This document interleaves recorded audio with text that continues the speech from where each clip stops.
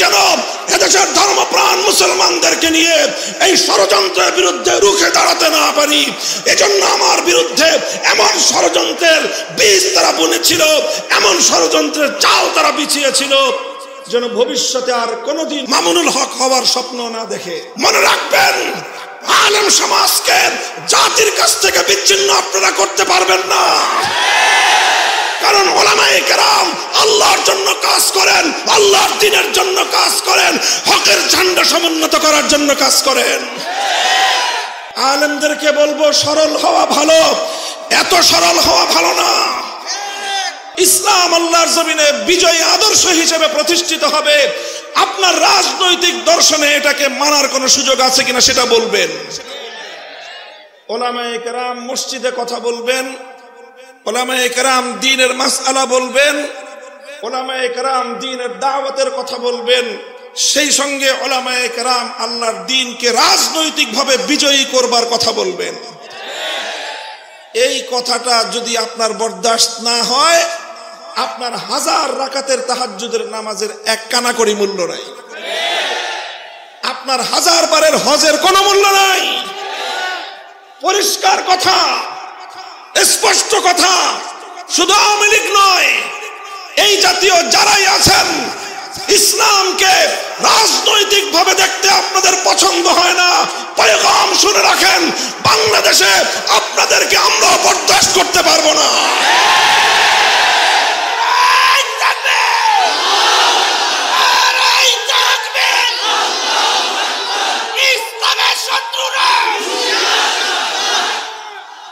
আমরা আমাদের মধ্যে কর্মবন্টন আছে, আলেম ওলামাদের মধ্যে। কেউ তালিমের কাজ করবে, শিক্ষকতার কাজ, এলেম শিখাবে। কেউ দাওয়াত এবং তাবলীগের কাজ করবে, কেউ তাজকিয়া এবং ইসলাহের কাজ করবে, আর কারো জিন্দগির মূল কাজ হবে ইসলামকে রাজনৈতিকভাবে বিজয়ী করা। কাজেই কেউ যদি ইসলামী শিক্ষার বিরোধিতা করে সে যেরকম মুরতাদ, কেউ যদি ইসলামী দাওয়াতের বিরোধিতা করে সে যেমন মুরতাদ, কেউ যদি ইসলাহ এবং তাজকিয়ার বিরোধিতা করে সে যেরকম মুরতাদ, কেউ যদি ইসলামী রাজনীতির বিরোধিতা করে সেও মুরতাদ। এই প্রশ্নে কোনো আপোষ নাই, কোনো আপোষ নাই। আওয়ামী লীগ আর আওয়ামী লীগকে দেখা দেখি মাঝে মাঝে বিএনপিও এই কথা বলার চেষ্টা করে, এই কথা বলার চেষ্টা করে যে রাজনীতিতে ধর্মের প্রবেশের কোনো সুযোগ নাই। মনে রাখো, এই কথা যদি তোমরা পরিবর্তন না করো, এই কথা যদি পরিবর্তন না করো, আগামী দিনে বাংলাদেশ তোমাদের ব্যাপারে একই সিদ্ধান্ত নেবে। মনে রেখো, ইসলামের বিজয়ের এক বাতাস প্রবাহিত হয়েছে, সেই বাতাস ইমারতে ইসলামিয়া কায়েম করেছে। সেই হাওয়ায় দুলতে দুলতে আমেরিকার নেতৃত্বাধীন পশ্চিমা জগৎ পরাজয় মেনে নিয়েছে। সেই বাতাসে দুলতে দুলতে হামাসের কাছে ইসরায়েল নতি স্বীকার করতে বাধ্য হবে। সেই হাওয়া বাংলার মাটিতে লেগেছে। ইনশাআল্লাহ ইসলাম বাংলাদেশের ক্ষমতা দখল করবে।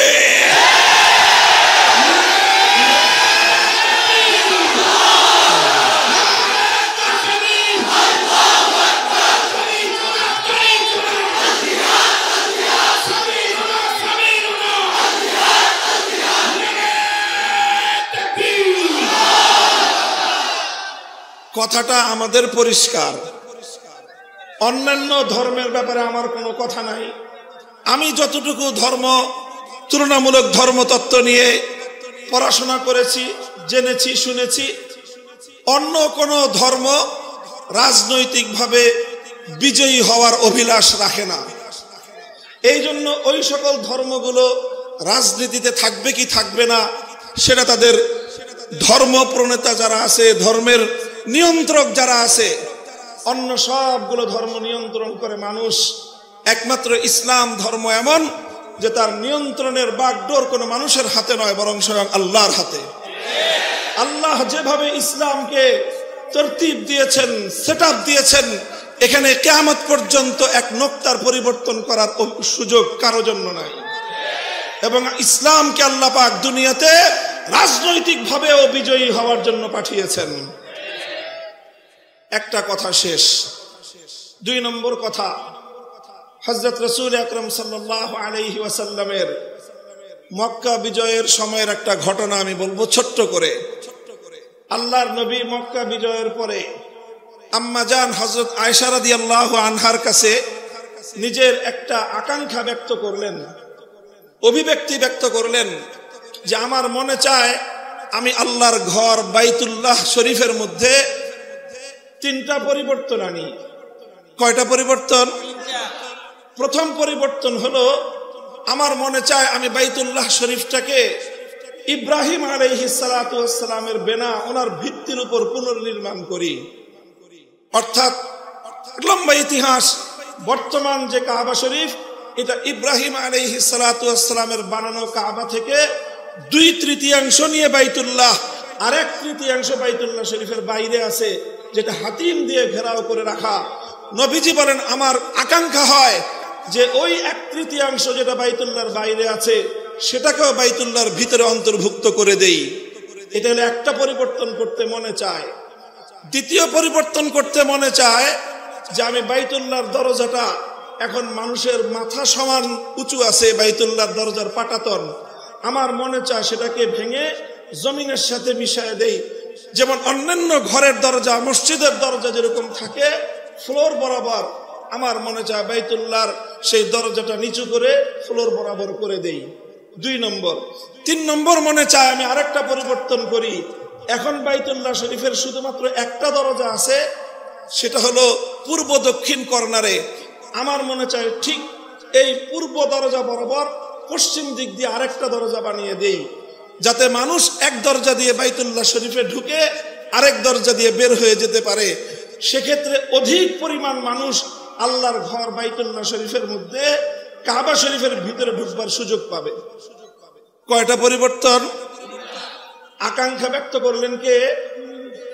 স্বয়ং আল্লাহর রাসূল সাল্লাল্লাহু আলাইহি ওয়াসাল্লাম। এটা বুখারী শরীফ সহ সমস্ত হাদিসের কিতাবের মধ্যে এই কথা বর্ণিত আছে। এই কথা আল্লাহর নবীজি বলছেন কখন? মক্কায় পরাজিত অবস্থায় না বিজয়ী অবস্থায়? যখন মক্কা মদিনার পরিপূর্ণ নিয়ন্ত্রণ ক্ষমতা আল্লাহর নবীর হাতে। স্বাভাবিকভাবে এই প্রশ্ন জাগতো যে হুজুর এখন আপনি যা চাইবেন সেটাই তো হবে, তা আপনি মক্কা বাইতুল্লাহকে পুনর্নির্মাণ করেন, বড় করে দেন, দরজা নামায় দেন, আরেকটা দরজা বানায় দেন, আপনি যা বলবেন সেটাই তো ফরমান, সেটাই রাষ্ট্রীয় হুকুম, সেটাই শরীয়তের হুকুম, আপনার কথার সাথে তো বিরোধ করবার কারো শক্তি এখন আর নাই। আল্লাহর নবী বললেন যে এটা যদি আমি এখন করি তাহলে কিছু সাধারণ মানুষের মধ্যে যাদের বুঝ কম, যাদের জ্ঞান কম, যাদের ইলম কম, যারা নতুন নতুন মুসলমান হয়েছে, ইসলামের প্রতি এখনো তাদের পরিপূর্ণ আস্থা বিশ্বাস তৈরি হয়নি, তারা বিভ্রান্তিতে পড়বে। এই জন্য এই কাজগুলো আমি করতেছি না। ইমাম বুখারী রাহমাতুল্লাহি আলাইহি এই হাদিসকে সামনে রেখে একটা অধ্যায় স্থাপন করেছে, বাবু মান তারাকা বা'যাল ইখতিয়ার মাখাফাতা আন ইয়াকসুরা ফাহমু বা'যিস সামি' ফায়াকাউ ফি আশাদ্দা মিনহু। ইমাম বুখারী বলেছেন যে অনেক অনেক উত্তম কাজ ছেড়ে দিতে হয়। কি করতে হয়? কিছু কিছু উত্তম কাজ ছেড়ে দিতে হয়। কেন? কারণ ওই উত্তম কাজটা করতে গেলে কিছু মানুষ সেটা বুঝতে পারবে না, না বুঝে তারা অনেক বড় বিভ্রান্তিতে পড়ে যাবে। সেই সকল মানুষগুলোকে বিভ্রান্তির হাত থেকে বাঁচানোর জন্য মাঝে মাঝে কিছু কিছু উত্তম কাজও ছেড়ে দিতে হয়। যেমন এই ক্ষেত্রে আল্লাহর নবী বাইতুল্লাহ শরীফকে সংস্কার করার কাজটা করেন নাই, ছেড়ে দিয়েছেন। কেন? যাতে ওই নব মুসলিম মানুষগুলো যেন বিভ্রান্তির শিকার না হয়ে যায়। কাজেই বুজুর্গদের যত মাজার আছে, বুজুর্গদের যত কবর আছে, সেই কবরগুলোকে যারা পাকা করেছে অনেক বড় গুনাহের কাজ করেছে।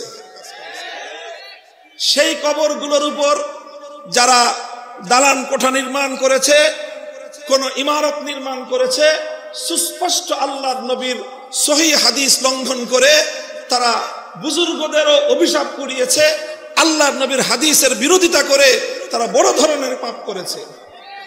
এই সব কথাগুলি তার আপন জায়গায় সঠিক। তবে মনে রাখতে হবে, এই সকল বড় বড় বুজুর্গ, শাহজালাল মুজাররদ ইয়ামানি, খানজাহান আলী, শাহ ফারান রহমতুল্লাহ আলাইহি, বায়াজিদ বুস্তামি, সমস্ত বড় বড় বুজুর্গ যাদের কবর পাকা করেছেন, এই কবরগুলো এই সমস্ত বুজুর্গরা পাকা করেন নাই। পাকা হয়েছে ওনাদের মৃত্যুর আগে না পরে? তাহলে মৃত্যুর পরে যেটা পাকা হলো ওটা ওনারা করছেন না পরবর্তীতে কেউ করেছে? পরবর্তীতে যারা করেছে তারা ভুল করেছে, অন্যায় করেছে। তারা যখন অন্যায় করেছে, এরপরে সেই বুজুর্গদের কবরগুলোকে কেন্দ্র করে শিরক বিদআতের আখড়া বসিয়েছে কিছু মানুষ। কাজেই এই ক্ষেত্রে আল্লাহর পয়গম্বরের সিরাত অনুযায়ী আমাদের কর্মপন্থা হতে হবে, আমাদের এই সকল কবরগুলো থেকে শিরক এবং বিদআত নির্মূল করতে হবে, এমন ভাবে করতে হবে যেন মানুষ বিভ্রান্তির শিকার না হয়। কেউ যেন প্রকৃত অর্থে আমরা যারা শাহজালালের উত্তরসূরি, প্রকৃত অর্থে আমরা যারা শাহজালাল থেকে আল্লাহু আকবারের ধ্বনির শিক্ষা গ্রহণ করেছি, প্রকৃত অর্থে আমরা যারা শাহজালালের চেতনায় উদ্বুদ্ধ হয়ে গৌর গোবিন্দদের বিরুদ্ধে রুখে দাঁড়াবার প্রেরণা পেয়েছি, কেউ যেন আমাদের বিরুদ্ধে বিশুদ্ধার করার সুযোগ না পায়, সেই বিষয়ে খেয়াল রাখতে হবে। এজন্য বুজুর্গদের কবরগুলোর সঙ্গে এমন কোন আচরণ করা যাবে না যাতে সাধারণ মানুষ, মূর্খ মানুষ, অজ্ঞ মানুষরাও মনে করতে পারে যে ইনারা বুজুর্গদের সঙ্গে বেয়াদবি করতেছে। এমন কোন আচরণ করা যাবে না। বুজুর্গদের কবরকে বাদ দিয়ে আশেপাশে যত শিরক বিদআত আছে, এই সকল শিরক বিদআত এগুলোকে বন্ধ করার ব্যবস্থা করতে হবে। যারা গাঞ্জা খায়, বড় বড় বুজুর্গদের কবরে এই গাঞ্জাখুরি বন্ধ করতে হবে। নারী পুরুষের অবাধ মেলামেশার যে আয়োজন করে বুজুর্গদের কবরগুলোকে যারা অপবিত্র করছে, সেই অপবিত্র কর্মকাণ্ড বন্ধ করতে হবে। এই সকল কর্মকাণ্ড বন্ধ করার জন্য আমাদেরকে ধীর স্থির ধারাবাহিক পদক্ষেপ নিতে হবে। সরকারকে বলতে হবে পদক্ষেপ নেন। আপনারা তো এখন দাবি করেন জনগণের সরকার। এই দেশের অধিকাংশ ধর্মপ্রাণ মুসলমান সমস্ত বুজুর্গদের কবরকে কেন্দ্র করে সংগঠিত শিরক বিদআতের আখড়াকে তারা পছন্দ করে না। কাজেই এই সকল অপকর্ম বন্ধ করেন, বুজুর্গদের কবরগুলোকে এই নোংরামের হাত থেকে রক্ষা করেন। এই সমস্ত বুজুর্গানে দিন, শাহজালাল মুজাররদ ইয়ামানি, শাহ ফারান রহমতুল্লাহ আলাইহি, খানজাহান আলী রহমতুল্লাহ আলাইহি, বায়াজিদ বুস্তামি রহমতুল্লাহ আলাইহি, আমার প্রস্তাব হলো এই সকল কবরগুলো, এই সকল মাজারগুলোকে কেন্দ্র করে যেই অপচক্র, যেই সকল শিরক বিদআতের নোংরামির আখড়া গড়ে উঠেছে, এগুলোকে উপড়ে ফেলে, এগুলোকে উৎখাত করে প্রত্যেকটা মাজারের মধ্যে হাক্কানি মাশায়েখদের খানকাহ কায়েম করা হোক। খালি ভেঙে দিলে হবে না, সাথে আখড়া ভেঙে দিলে কাজ শেষ হবে না। প্রত্যেকটা কবরের সেখানে খানকাহ কায়েম করে হাক্কানি সিলসিলার মাশায়েখদেরকে বসায় রাসূল আকরাম সাল্লাল্লাহু আলাইহি ওয়াসাল্লামের মৌন এক কর্মসূচি তাজকিয়া এবং ইসলাহের কাজ সেখান থেকে শুরু করতে হবে। বায়াত করেন, কাকে কোন মাজারে বসাবেন ঠিক করেন। কাকে কোন মাজারে? শাহজালাল মুজাররদ ইয়ামানির মাজারে এমন এক বুজুর্গ দিবেন যিনি শুধু তসবিহ জপে না, শাহজালাল মুজাররদ ইয়ামানির মতো গৌর গোবিন্দের বিরুদ্ধে জিহাদেও যেতে পারে। আর বাকিগুলো আপনারা করেন। আমি একটা কথা বলে দিলাম, সেগুলো ইনশাআল্লাহ উলামায়ে কেরাম আমরা এইভাবে কাজ করব। কথা ঠিক? 3 নম্বর কথা আমার, এই সকল জায়গাগুলোতে আমরা ছাড় দিব, অন্যান্য জায়গাগুলোতে ধীর স্থিরে আমরা পদক্ষেপ নিব। আমরা আল্লাহ রাসূল সাল্লাল্লাহু আলাইহি ওয়াসাল্লামের যে কর্মপন্থা ছিল ধারাবাহিকভাবে ধীরে ধীরে তাদাররুজান মা'আত তাআন্নি ধীরে ধীরে আমরা এক একটা বিষয়কে পদক্ষেপ গ্রহণ করে বাস্তবায়নের দিকে অগ্রসর হয়ে যাব। শুধু একটা বিষয়ে কোনো নম্রতার সুযোগ আমাদের কাছে নাই, সেটা হলো আমার নবীর ইজ্জত। এখানে কোনো সুযোগ নাই।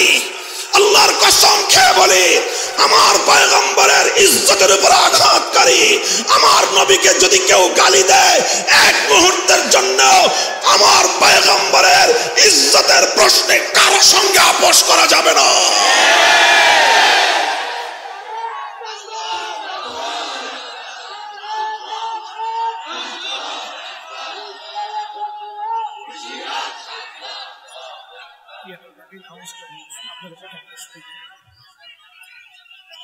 এটা গেল 3 নম্বর কথা।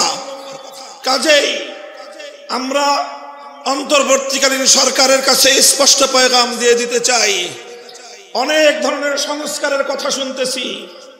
রাষ্ট্র সংস্কার করবেন, ভালো কথা।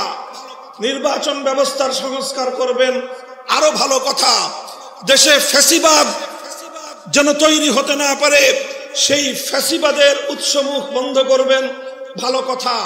স্বৈরতন্ত্রের সকল সম্ভাবনাকে সমূলে উপড়ে ফেলবেন, আরো ভালো কথা। সব যেমন বন্ধ করবেন, আমার জমিনে ভবিষ্যতে আর কোনদিন কোন কুলাঙ্গার যেন আমার নবীর ইজ্জতের উপর কালিমা লেপন করবার দুঃসাহস না দেখায়, সেই ব্যবস্থাও চূড়ান্ত করতে হবে। আমরা 2013 সাল থেকে বলে আসতেছি, আল্লামা আহমদ শফি বলেছেন, আল্লামা জুনায়েদ বাবুনগরী বলেছেন, আল্লামা নূর হোসেন কাসেমি বলেছেন, আমাদের বর্তমান আমির হেফাজত আল্লামা মুহিবুল্লাহ বাবুনগরী একই কথা বলছেন। আমার নবীর ইজ্জতের উপর কালিমা লেপনকারী, নবীজির উপর কটাক্ষকারী, নবীর ইজ্জতের উপর আক্রমণকারী কোন কুলাঙ্গারের জন্য মৃত্যুদণ্ডের আইন ছাড়া অন্য কোন আইন আমরা মানি না।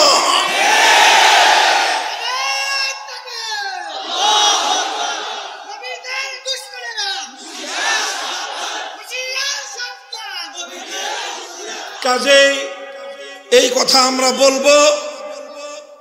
মাঝে মাঝে এই যে সাম্প্রদায়িক সংঘাতের যে একটা আবহ তৈরি করা হয় অধিকাংশ ক্ষেত্রে, আমার নবীকে যদি কেউ গালি দেয়, তার পূর্ববর্তী ধর্ম পরিচয় কি সেটা আমাদের বিবেচনা করার এক মুহূর্তের জন্য সময় নাই। তার নাম যদি রাজীব হায়দার হয়, তার ব্যাপারে আমাদের যেই করণীয় হবে, তার নাম যদি কোনো ঘোষ হয়, তার ব্যাপারেও আমাদের ফয়সালা বিন্দুমাত্র ভিন্ন কিছু হবে না।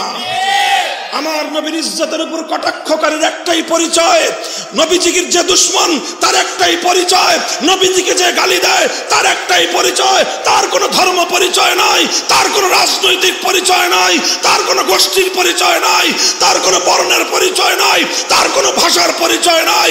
আল্লাহর পয়গম্বরের 250 কোটি উম্মতের কাছে তার একটাই পরিচয়, সে গুস্তাখে রাসূল, সে নবীর উপর আক্রমণকারী, সে নবীর দুশ্মন, সে মানবতার দুশ্মন। তার একটাই শাস্তি, মৃত্যুদণ্ড কার্যকর করো।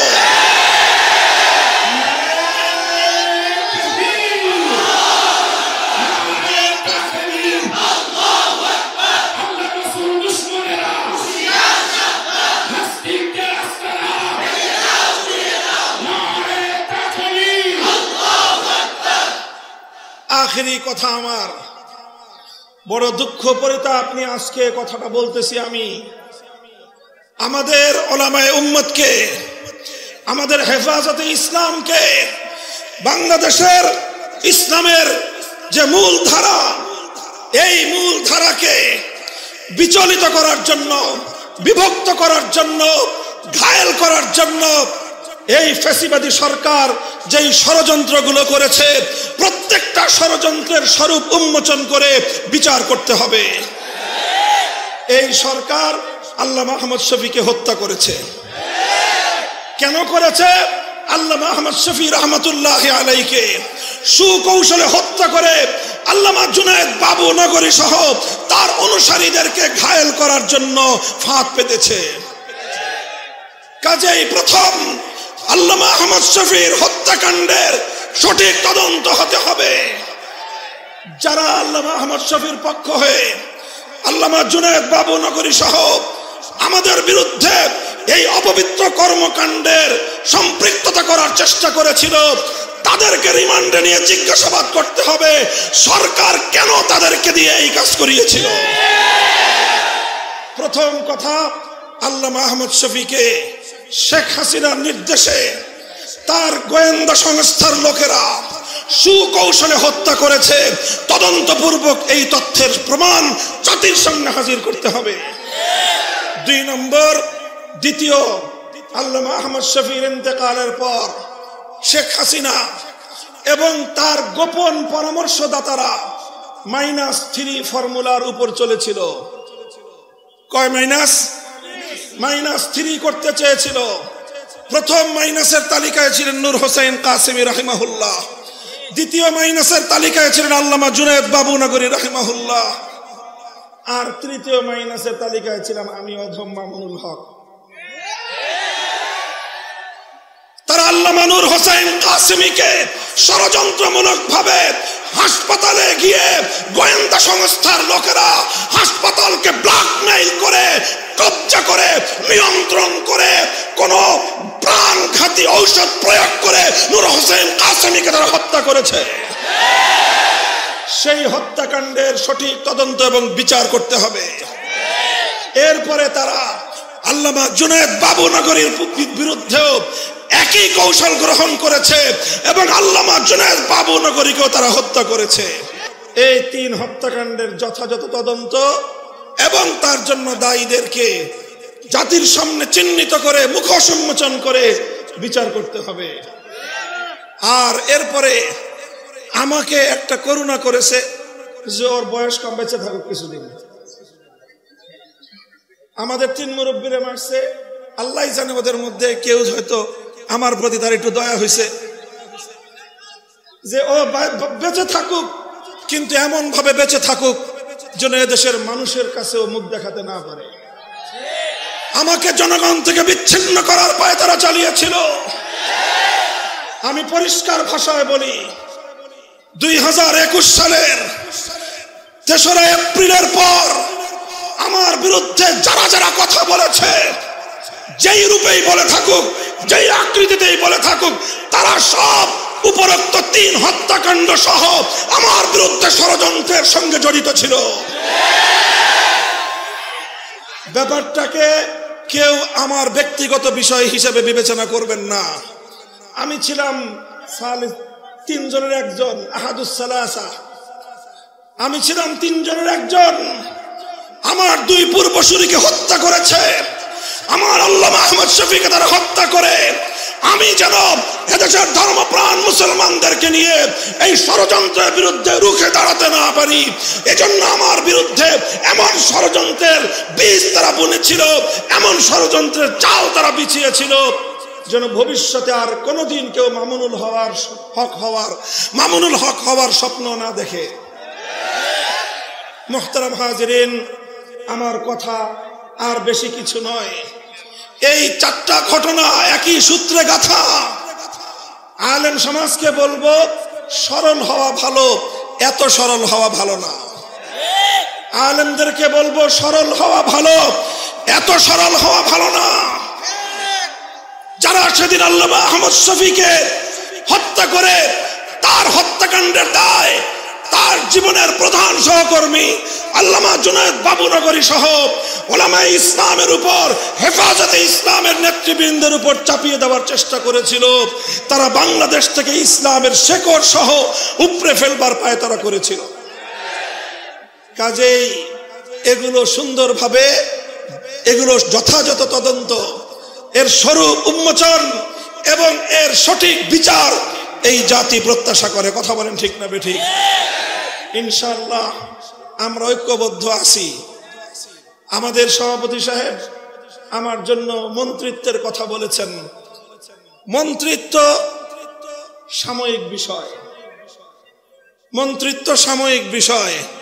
আমাদের হাফিজ জি হুজুর মন্ত্রিত্ব করেন নাই, আমাদের শেখুল হাদিস আল্লামা আজিজুল হক মন্ত্রিত্ব করেন নাই, আমাদের মুফতি আমিনী রহমতুল্লাহ আলাইহি মন্ত্রিত্ব করেন নাই।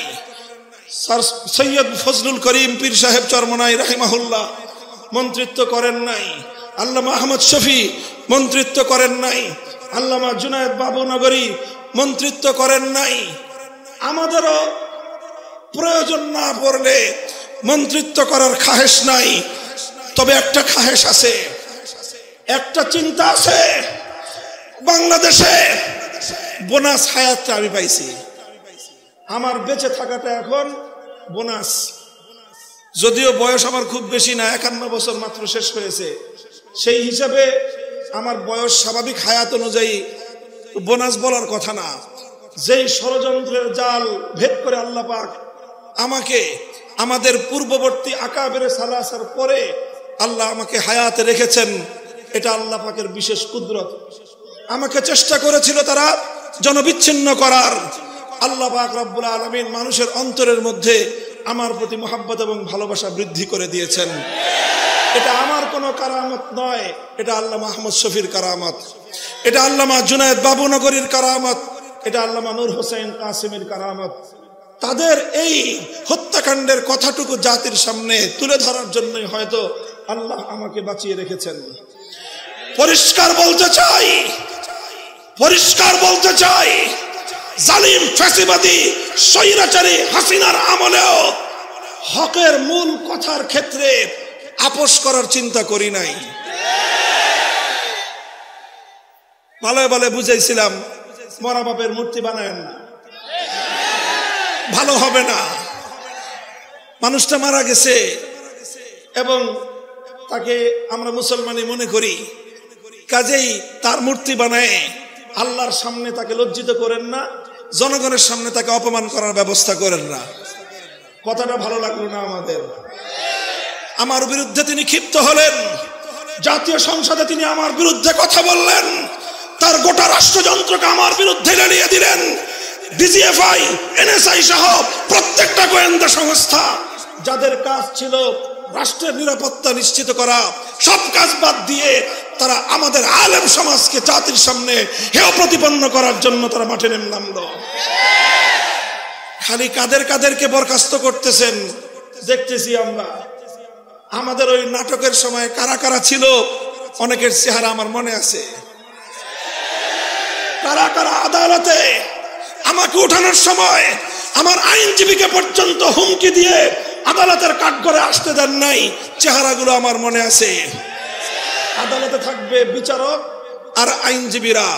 আমাকে আদালতে উঠানোর সময় সশস্ত্র বাহিনীর সদস্য সেখানে উপস্থিত কেন ছিল প্রশ্নটা আজকে করলাম না, প্রয়োজন হলে ভবিষ্যতে করব।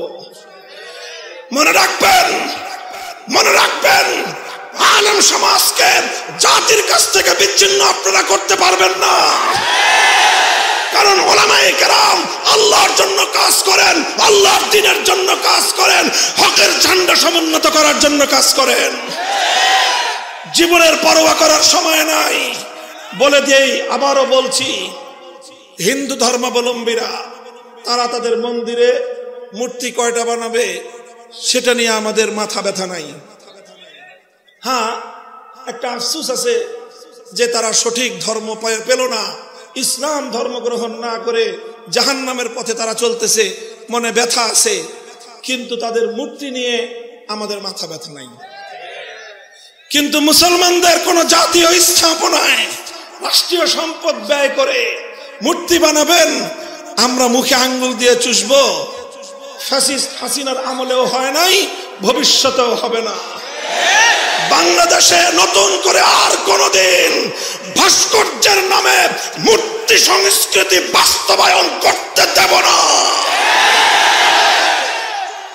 প্রস্তুত থাকবেন তো ইনশাআল্লাহ?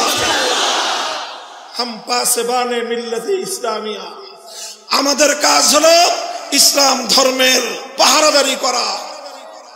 হাফিজ হুজুর বলতেন যে তোমরা রাষ্ট্র চালাইতেছো, চালাও, ওটা নিয়ে কারাকারি করার খুব আগ্রহ আমাদের নাই। আমাদের জায়গাগুলোকে কাজ করার জন্য নির্বিঘ্ন পরিবেশ তোমরা রাখবা। আমাদের কোনো কাজের ব্যাপারে নাক গলাতে আসবা, সে নাক আমরা কেটে ফেলবো। আমার আগামী প্রজন্মের কোন সন্তানকে নাস্তিক্যবাদে দীক্ষিত করবার কোন পায়তারা বরদাস্ত আমরা করব না। এই বিষয়গুলোকে বাদ দিতে হবে। আগামী প্রজন্ম যেন ইসলামের নবী মুহাম্মদ আরবি সাল্লাল্লাহু আলাইহি ওয়াসাল্লামের সিরাত এবং তার জীবন সম্পর্কে যেন জানতে পারে। এই ধরনের শিক্ষা কারিকুলাম এবং শিক্ষা সিলেবাস জাতীয় শিক্ষা ব্যবস্থায় অন্তর্ভুক্ত করতে হবে। এগুলো যদি করেন, ইসলাম ধর্মটা যদি নির্বিঘ্ন নিরাপদ থাকে, আমরা যারা আল্লাহর জমিনে আল্লাহর দ্বীনকে গালেব করার আন্দোলন করি, সংগ্রাম করি, রাজনীতি করি, আমাদের রাজনীতি নিয়ে যদি কারো অ্যালার্জি চুলকানি না থাকে, তার ব্যাপারেও আমরা জিরো টলারেন্স নীতিতে যাব না।